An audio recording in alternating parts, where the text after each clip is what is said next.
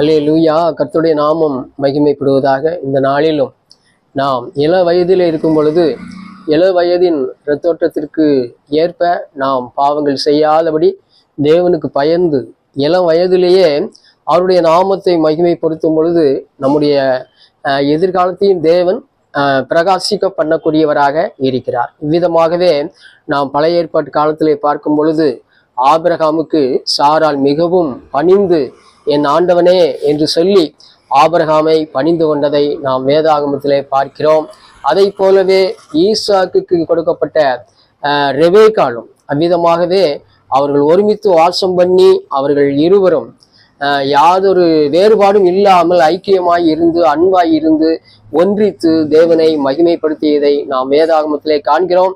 அதை போலவே யாக்கோபுக்கு மணமகள்களாக கொடுக்கப்பட்ட ராகேலும் லேயாலும் அவ்விதமாகவே யாக்கோபுக்கு ஆதரவாக செயல்பட்டதை நாம் வேதாகமத்திலே வாசிக்கிறோம்.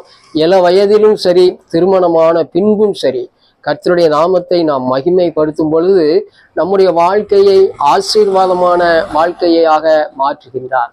இன்றைய நாட்களிலே நாம் பார்க்கிறோம், கணவனுக்கும் மனைவிக்கும் உள்ள உறவானது அந்த தாம்பத்திய வாழ்க்கை அதை எடுத்துக்கொண்டாலும் சரி அவர்கள் நல்ல ஒரு ஒருமைப்பாட்டு உணர்வோடு கூட இருந்தார்கள் என்றால் அது நல்லபடியாக இருந்து அவருடைய சந்ததி மேன்மேலும் ஆசீர்வதிக்கப்படத்தக்கதாக இந்த பூமியிலே உயர்ந்து காணப்படக்கூடியதாக இருக்கிறது. எனவே மாறுபாடு உள்ளவன் கர்த்தருக்கு அருவருப்பானவன் என்று சொல்லி வேதாகமத்திலே வாசிக்கிறோம். அந்தபடி இல்லாதபடி, மாறுபாடு இல்லாதபடி, ஒரு கணவனும் மனைவியும் கருத்து வேறுபாடு இல்லாதபடி ஒரே மனநிலையோடு கூட ஒன்றித்து காணப்பட்டு தேவனுடைய நாமத்தை மகிமைப்படுத்தும் பொழுது அவருடைய வாழ்க்கை சமுதாயத்திலும் ஊரிலும் நல்ல அந்தஸ்தை பெற்று உயரக்கூடிய சூழ்நிலையை நாம் பார்க்க முடிகிறது. எனவே இந்த நாளிலே கர்த்தருக்கு பயப்படுகிற மனுஷன் எவனோ அவன் இவ்விதமான ஆசீர்வாதங்களை பெறுவான் என்று சொல்லி வேதாகமத்திலே வாசிக்கிறோம்.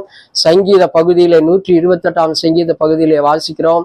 எனவே இந்த நாளிலே நம்முடைய திருமணம் ஆவதற்கு முன்பும் சரி திருமணமான பின்பும் சரி மன ஒருமைப்பாட்டு உணர்வோடு கூட செயல்படும் பொழுது நம்முடைய வாழ்க்கை நிலையை நம்முடைய அந்தஸ்தை எல்லாவற்றிலும் தேவன் இடைப்பட்டு அதனை கனப்படுத்தக்கூடியவராக காணப்படுகிறார். எனவே இந்த நாளிலே கர்த்தருக்கு பயப்படும் பொழுது ஒரு நிலை பாட்டோடு கூட அவருடைய நாமத்தை உயர்த்தி வாழ்க்கையில ஈடுபடும் பொழுது நம்முடைய வாழ்க்கை நிலை உயர்வடையக்கூடியதாக இருக்கிறது. எனவே இதனை உணர்ந்து நாம் செயல்படுவோம்.